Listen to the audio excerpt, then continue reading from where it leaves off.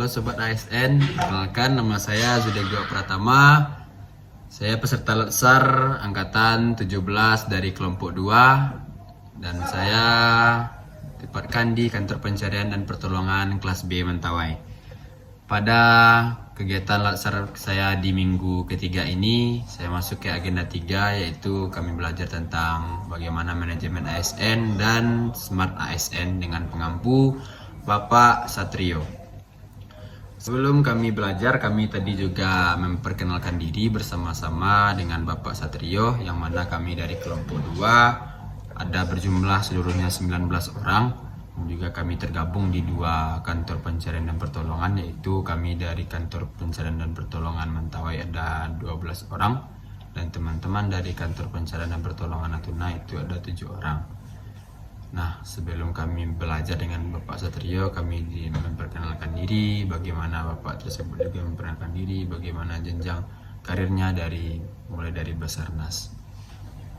Nah, setelah itu baru kami masuk ke agenda pembelajaran, agenda yang ketiga, yaitu bagaimana manajemen ASN dan Smart ASN tersebut. Sedikit saya ingin menjelaskan pengalaman saya yang disampaikan oleh Bapak Satrio pada Zoom meeting kami pada tadi pagi. Itu manajemen ASN menurut saya adalah serangkaian proses pengelolaan ASN untuk mewujudkan ASN yang profesional dengan hasil kerja tinggi dan berperilaku sesuai nilai dasar ASN, bebas dari intervensi politik serta bersih dari praktik korupsi, kolusi, dan nepotisme.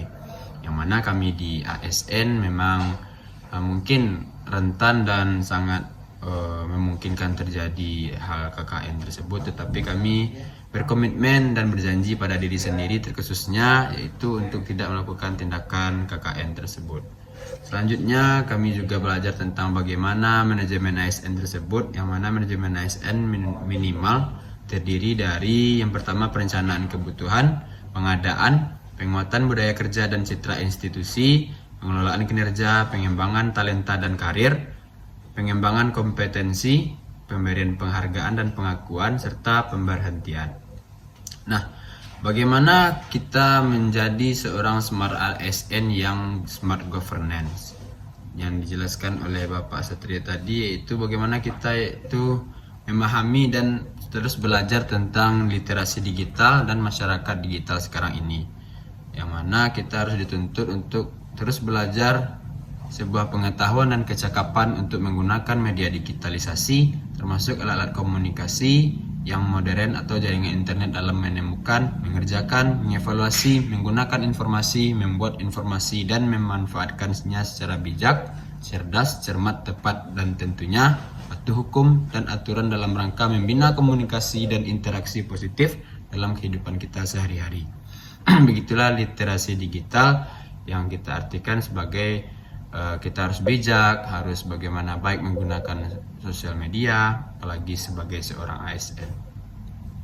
Nah, bagaimana penerapan literasi digital dijelaskan juga oleh Bapak Satrio, yaitu urgensinya terhadap transformasi digital bagi pembangunan Indonesia.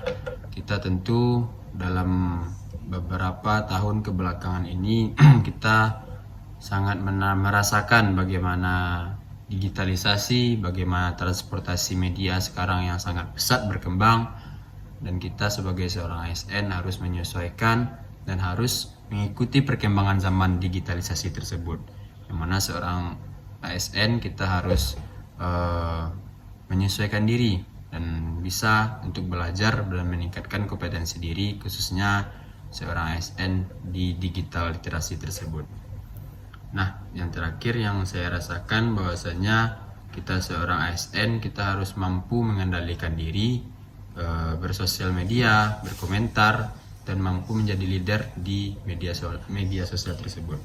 Mungkin itu yang dapat saya sampaikan pengalaman saya belajar dengan Bapak Satrio tadi pagi di media Zoom meeting. Kalau ada kata-kata saya yang salah mohon dimaafkan. Saya bangga melayani bangsa. Afiknam Jagat Samagram, semoga selamatlah alam semesta. Assalamualaikum warahmatullahi wabarakatuh.